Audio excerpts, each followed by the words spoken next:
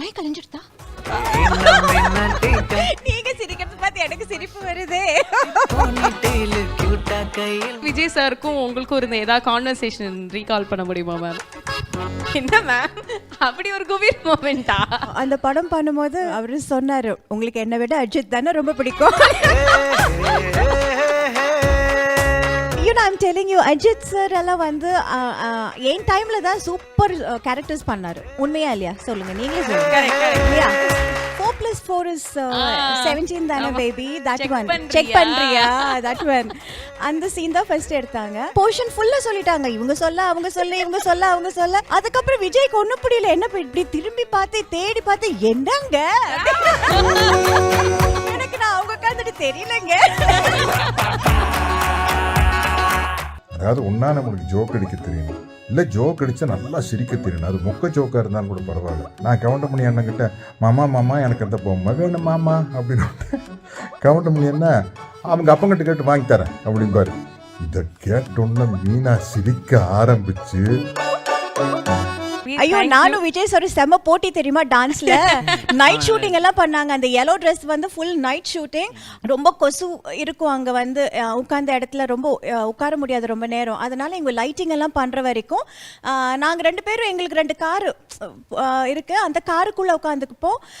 வெளியில் shot ready பண்ணிக்கிட்டு இருப்பாங்க, ரிஹர்சல் பார்த்துக்கிட்டு இருப்பாங்க, மூமெண்ட் செட் பண்ணிக்கிட்டு இருப்பாங்க.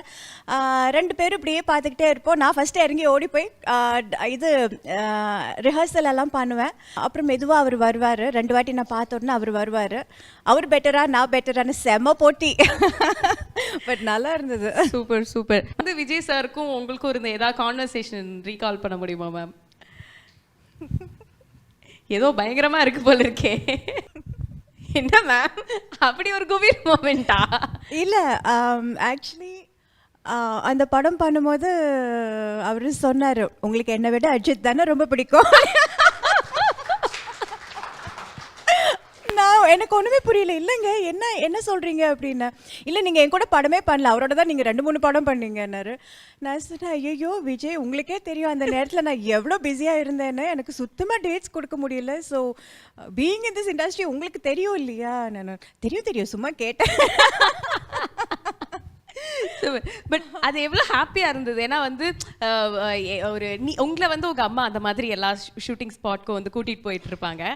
ஒரு பெரிய ஓப்பனிங் நைனிகாக்கு தளபதியோட படம், அட்லியோட டைரக்ஷன் அண்ட் தானு சாரோட ப்ரொடக்ஷன். நீங்கள் வந்து இந்த தடவை அம்மாவா வந்து கூட்டிகிட்டு போகிறீங்க. எப்படி இருந்தது அந்த ஒரு moment? It was like a mixed feeling. ஒன்று வந்து ஒரு பக்கம் டெஃபினட்டாக I was very very happy and very proud.